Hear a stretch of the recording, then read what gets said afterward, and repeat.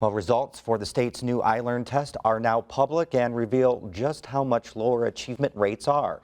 Jeannie Lindsay explains what those scores look like and how the state plans to move forward. Officials attribute the drop to ILEARN being completely new and more difficult.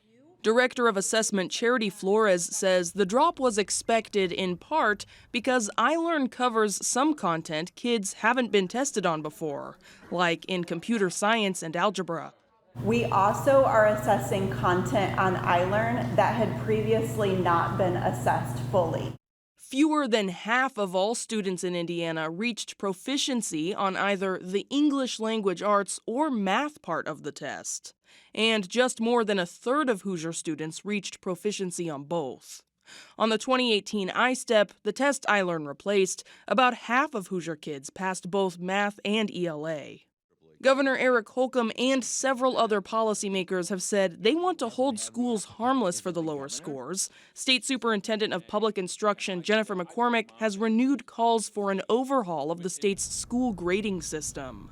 She says the state is still catching up from when the I-STEP rolled out in 2015. So we are still feeling the impact of the last performance declines, that we were digging ourselves out of that and we were moving in the right direction.